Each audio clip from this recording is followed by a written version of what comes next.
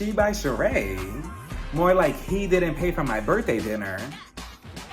Hey everybody, welcome to my channel. I am Raphael and I am here to review season 15, episode 14 of the Real Housewives Who Didn't Get a Hug from Their Husband of Atlanta. So we start the episode off between Drew and her sister looking for a location for Drew's mental health event that she wants to have in her sister's honor, who after her divorce, that's when she realized that her mental health was slowly falling apart. And I do wonder if Drew sees herself in her sister's shoes later on down the line with everything going on between her and Ralph. She's probably trying to brace for impact. She's probably trying to prepare herself mentally so that way she doesn't have to face the same struggles that her sister did. She also mentions how conversations about mental health is not common in the Black community. And I can't speak for the Black community, but it's very similar in the Latino community. It's actually very disgusting, to be honest, because the second that you even say that you're feeling a little bit of sadness, a little bit of depression, you don't want to get out of bed maybe 1 or 2 days.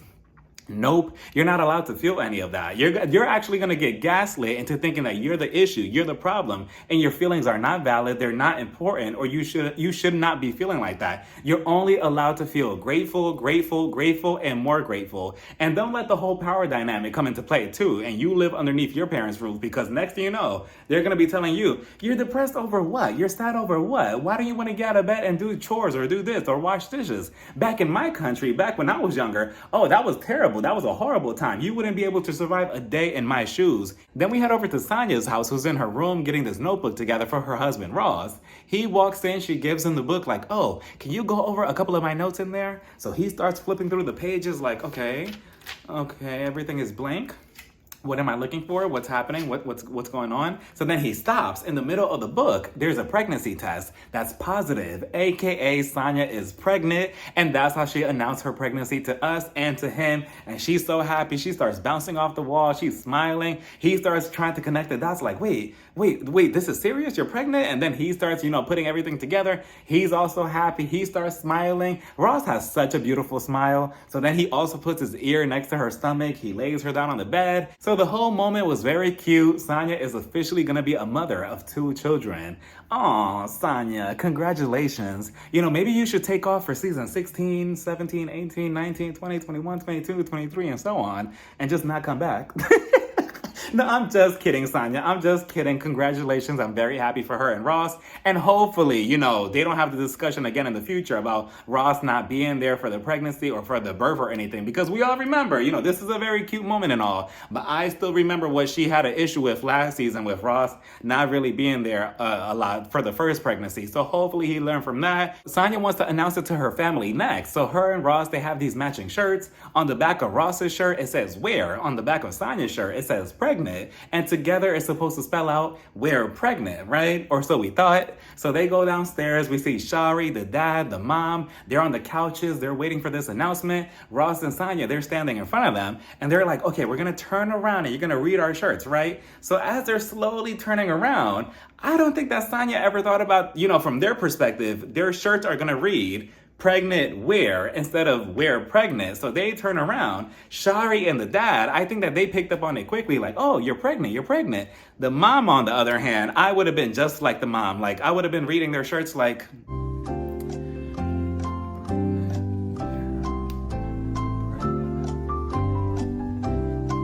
pregnant, we're, I don't get it. Eventually, she understood it, and they all started celebrating. They all started congratulating them, like, oh, congrats, congrats, congrats. Shari, on the other hand, she could not wait to burst her bubble, because as she's congratulating her sister, like, oh, Sonya, I'm so happy for you and Ross. I can't believe this, sister. I'm so happy for you. You're going to be a mother. I'm so happy. By the way, I found the apartment. Like, Shari, you couldn't wait at least 10 more minutes before dropping that bomb? Like, wow. She must still be upset about that whole conversation that Sonya had with her husband like 10 episodes ago. Like, that is crazy, like, to just burst her bubble like that. Sonya, she went from happy to stressed. She's like, oh man, who's gonna babysit my new child when I have to go out for these scenes? So then to add insult to injury, then we see the parents. The mom, she was just like, oh yeah, by the way, we found the apartment too, somewhere in the area. They could not wait to get the fuck out the house. Like, that is crazy and disrespectful. But I feel like you should name your baby either Gold or Goldie because of your gold medals that you won in the Olympics. That would show these other slow ass bitches that you're the fastest on the track. I mean, could you imagine if she shows up to the first day of school where her child, Sonia, is meeting all the parents like, oh, hey, nice to meet you, Mrs. Smith. How are you? This is my child, Gold, aka Goldie. You know, I named him that because I won gold medals, a couple of them, 5 to be exact, in the Olympics. You know, nothing big, nothing too big. What did you win? Nothing? Wow, you're a loser. Wow, aw.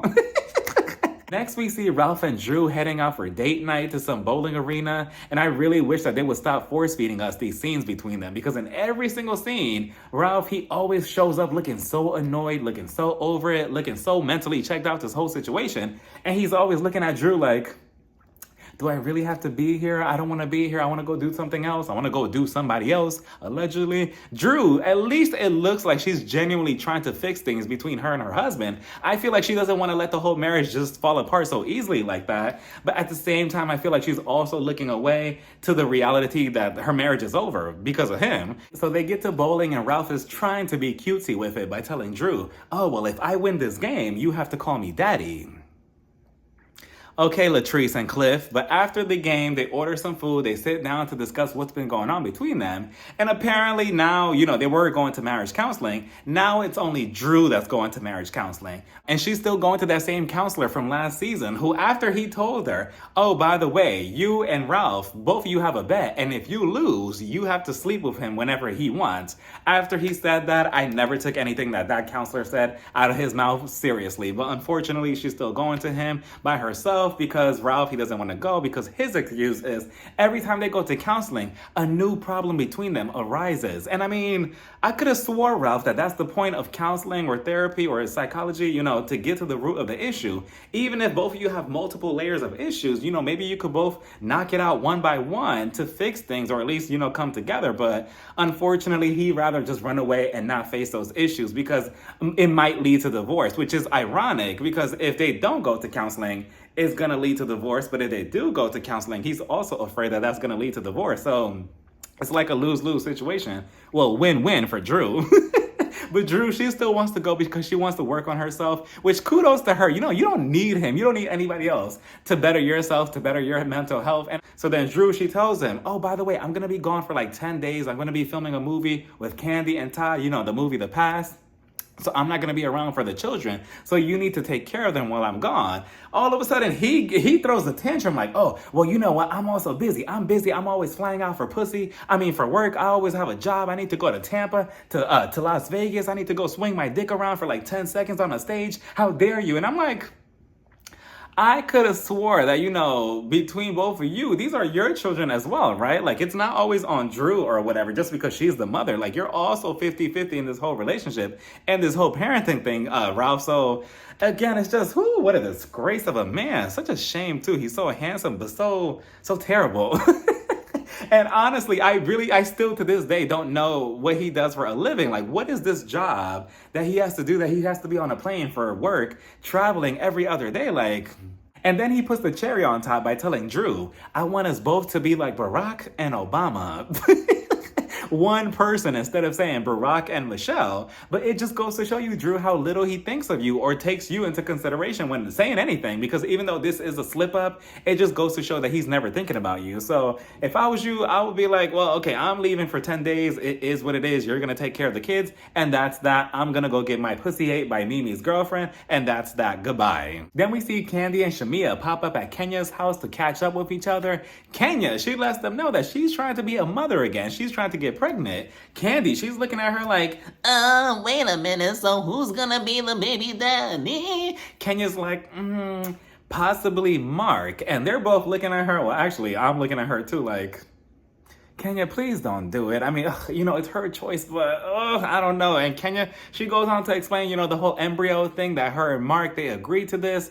She wants to have the same father for the second child and everything, but I don't know, Kenya, because look at all the hell that Mark has put you through with your first child, with Brooklyn. Do you really think that he's gonna just let you have a, nice pregnancy the second time around? No, the second that the baby is born, he is gonna come after you and start, putting all these claims like, oh, I don't want them on this show, I don't want them doing this, that, and the third, blah, blah, blah. And again, he's gonna continue dragging you on and on and on the way he's doing with Brooklyn. So, do you really want the issue, double the issue at that?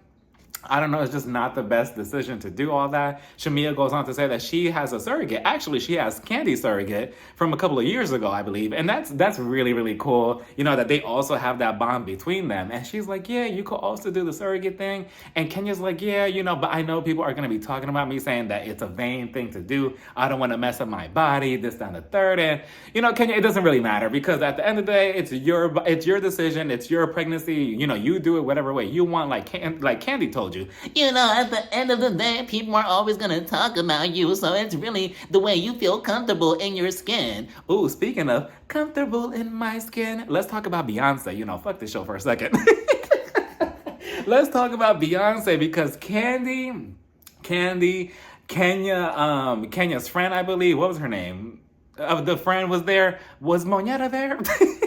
I think Moneta was there. I believe T.S. Madison, Nene was there. Not together, but Nene was separate with Marlo and Moneta. Yeah, they were together, which I'm not really sure why Nene was taking pictures with Moneta at Beyonce's concert this weekend at the Atlanta show, because were you not the same one basically saying that you don't understand why she, Sonya, and Courtney are on the show on Carlos King's interview not too long ago? So now you're in her face trying to have fun with Beyonce. But Candy was there. Candy looks so good in her outfit. So did Kenya. Everybody from the cast of the Atlanta Housewives, they all looked amazing. Portia, did y'all see her recreate what album was it where Beyonce's like this? With the sparkly top and the jeans. Portia looks so, so good in her outfit. They just all look like they had a fun time. I can already picture Candy in the crowd singing along to Beyonce like, you won't break my soul.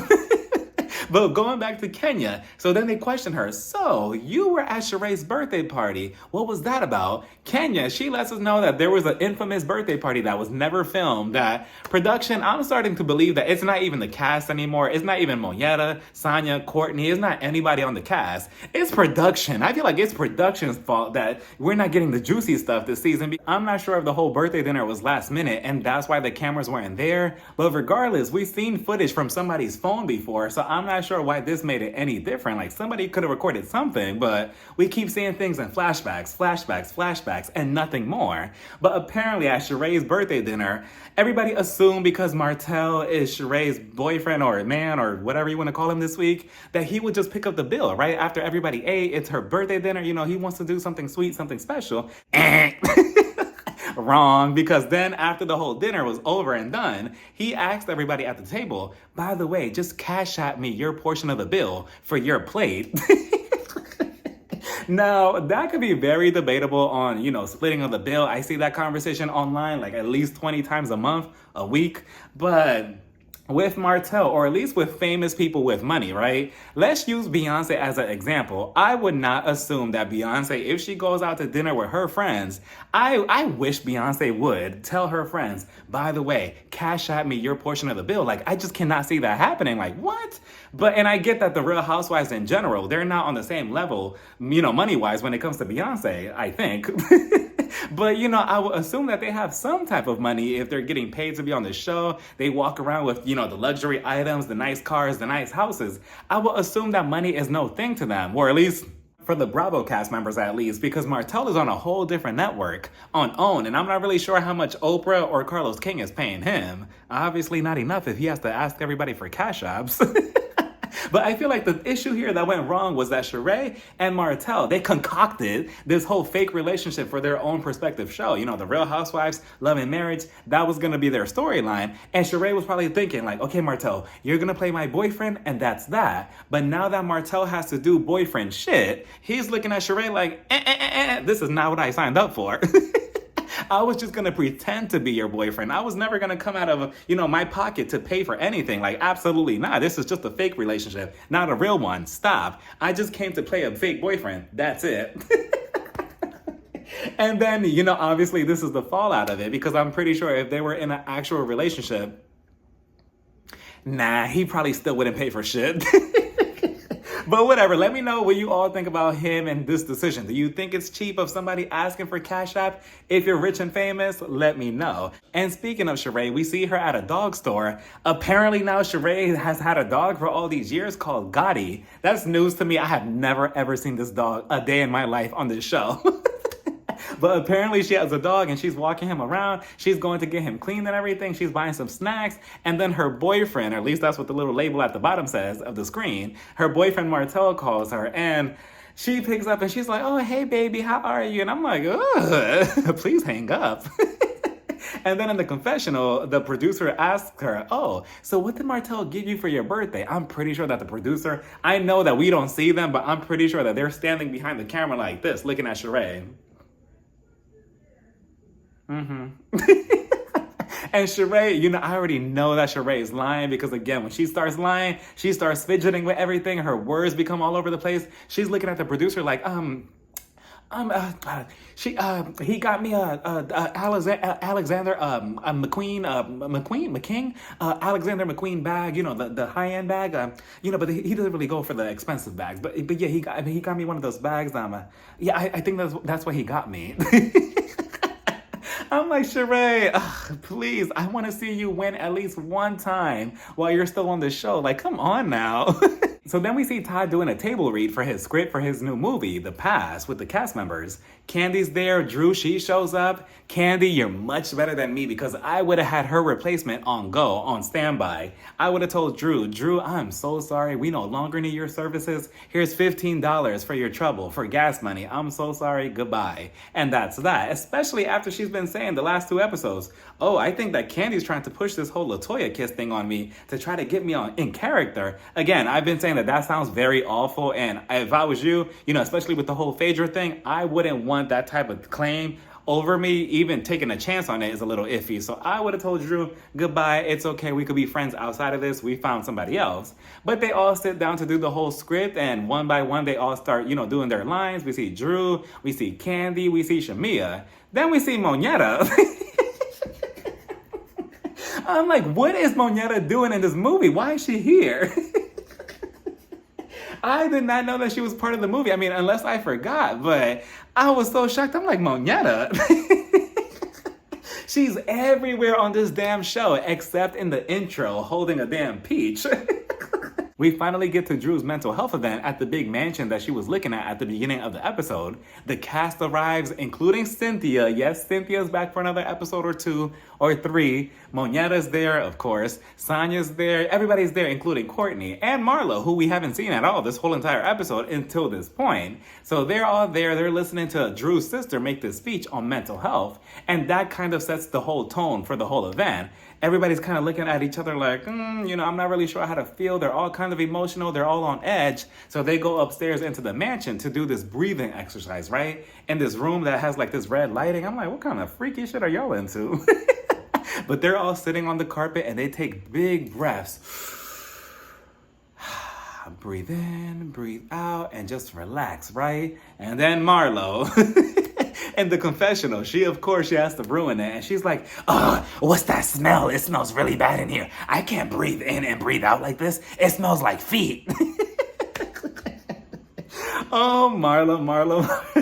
But she says that eventually everybody opens up their eyes. Candy's feeling emotionally worn out, so she starts getting teary-eyed and she gets a little tissue. You know, between everything going on with Escape, her group, the movie that she's making with Todd, this group, and everybody's constantly coming at her, it's a lot for her to handle. So, you know, her emotions are all over the place. And everybody else, they're all kind of worn out. Sheree, she's just looking like a deer in headlights, like...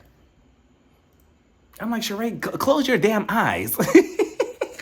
Not even participating, but then they go outside to do the whole drop it with Drew exercise. So after the exercise, they go back inside to eat something at the table. And I'm thinking they're going to have a nice time. They're going to be cordial. Everybody's going to be nice because we're at a mental health retreat. Of course, we're not going to be fighting, especially in front of Drew's sister, who this whole event is for. And she's sitting right there at the table with them. Wrong, because Sheree, she starts it off with Drew by saying, so Drew, I heard about this lawsuit that we talked about in Portugal and this lady suing you for $1,000. So I heard that you and her went to court recently. How was that about? What happened? And I'm like, Sheree, really? Like, you're asking this question in front of everybody at this mental health retreat right now to Drew? Like, come on now. Like, you would think that she's obviously going through some things, a mental health issue, yet you want to put that on blast for her. Like, with that being said, Drew, please answer the question. Drew goes on to say that yes, she did go to court, but it's still an ongoing case. The lady, instead of suing her for $1,000 like it originally was, now is $10,000. And I'm not sure why she's doing that or where that number is coming from, but now she jumped ships from that to this, and that's that. Eventually, I believe Candy puts Moneta on the spot by asking her, so, I know that there's an alliance in this group between, Marlo, Courtney, and Sonya, and Sheree, or something like that. And then it's the rest of us. Right, Moneta? And Moneta, she shares her part by saying, well, I mean, in Portugal, Courtney, you did call Drew a bitch. And I'm like, Moneta, stop. Where did that come from? Like, what now, Courtney? I mean, it's not that unbelievable, but Courtney, of all people, calling Drew a bitch, and then we see in the footage that Moneta, I'm not really sure where you're getting your story from. Courtney was clearly pointing at Sonya by saying, this bitch, but Moneta obviously got it mixed up. Courtney, she's so excited to have a scene this episode, so she pops up, and she was just like, what do you mean, Moneta? What do you mean I called Drew a bitch? I would never call Drew a bitch. That's my cousin. Like, what do you mean? Like, no, I would never do such a thing. So then Moneta's like, but you kind of did though. Courtney, she's like, no, I didn't. I would never do that. I would never call Drew a bitch. And she's telling Drew, I would never do that to you. But Drew, she's not buying it because already she was kind of like a little iffy on Courtney the last 2 episodes. So obviously she's going to believe Moneta. Sheree starts talking about her birthday dinner and how she only invited her friends who she's known for 30 years or more. But then she starts name dropping Courtney, Moneta. Marlo's questionable, but Sonya? Like, Sheree, these must have been some very secretive, low-key friendships in your life that we didn't know about. And Candy says it perfectly in the confessional by saying, wow, you invited Sonya that you supposedly known for 30 years, but you didn't invite me. Drew jumps in it and she tells Sheree, where was my invitation? Sheree was just like, well, Ralph, he told me that your daughter was sick around the time, so I didn't bother sending you one.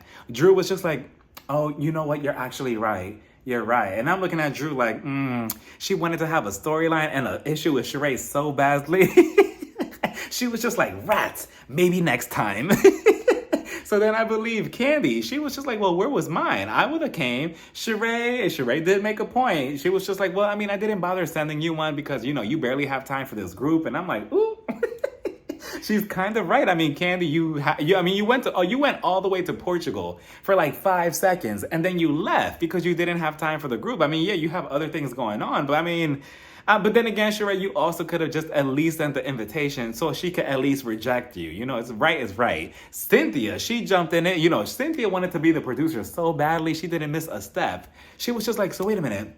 Candy, did you want an invitation just so you could say no to Sheree? Is that what that's the issue, right? And I'm like, oh, look at Cynthia. And Candy was just like, no, I mean, I would have came. I would have made some time for Sheree if I had an invitation. And I mean, maybe so, because I mean, look, she made time for Beyonce. But then again, who doesn't make time for Beyonce? Beyonce, Sheree. They go back outside, and then again, Sonya has another big reveal, right? Outside, she has this I'm pregnant shirt on, and she tells everybody, okay, we're gonna take a group picture, and that's that. So they took the picture, so then she's like, okay, I'm gonna send it to everybody. Make sure that you look at the picture, okay? And honestly, Sonya, this whole idea, it's cute, but it would not have worked with me specifically. Because the second that you send the picture to me, I'm zooming in, but I'm zooming in on me to make sure that I look good. I would have been like, do I look good? Oh my God, that's a 10. That's a 10 out of 10. Like, yeah, I got the picture.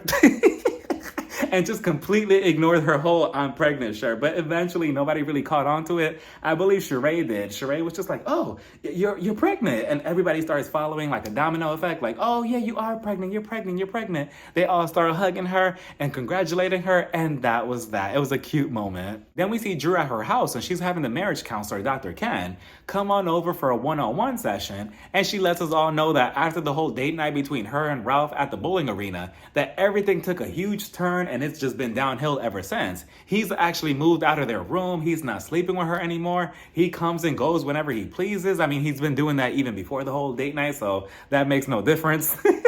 But I do wonder what exactly escalated from that point to now for him to be doing all of this. I mean, I can already tell that he was kind of checked out, but what exactly are we not seeing or hearing from both sides?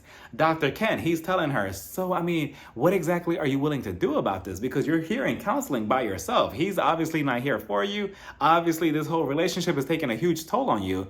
And Drew is just so sad. She's like, obviously, she's trying. She's almost begging Ralph to, like, please stay with me. Please make this work with me. But obviously, it's a one-way relationship. He's not willing to put in the work, Drew. So what you need to do is just download Tinder, find another man, and that's that. It's very simple, actually. But also, speaking of, I forgot to mention how when they showed up at the retreat, Ralph, he came in with Ross, and instead of hugging Drew, he hugged Kenya. And I mean, from the looks of it, it looks like she hugged Ross first, but then he looked at her in her face, and then he kind of just looked away, and then he turned to Kenya to hug her. So I don't know. And Drew was also looking at him like, what about my hug? But again, it's Ralph, and I wouldn't put it past him to ignore his own wife on purpose. But so Drew starts breaking down and crying, and I really do feel for her because I'm pretty sure that this whole situation is extremely difficult for her emotionally and mentally. You know, seeing somebody that used to love you the right way, you know, now they don't even want you. They don't even want to sleep next to you in the same bedroom. They come and go as they please. And, you know, to us, the viewers, yes, of course, Ralph, we see all his red flags. We see him as a toxic, you know, husband. But I'm pretty sure at some point it wasn't always like that between them. And I'm pretty sure that she's holding on to the good memories because I'm pretty sure it wasn't always bad. So I'm pretty sure that she's holding on to that, like, you know, please love me again. Let's go back to what we used to have, or let's get counseling or whatever. But again, Drew, you can only do so much more because you're only one person. And if he's not willing to put in his half in this marriage, then, you know, at some point you have to open up your eyes and realize that it's just kind of like a one-way battle, and that's it. That's all it's ever going to be. I'm not saying that her love for him is going to disappear overnight, but it's slowly going to get there. So I have hope for you, Drew. But with that being said, let me know what you all thought about this whole entire episode down in the comments. Bye, everybody. Mwah.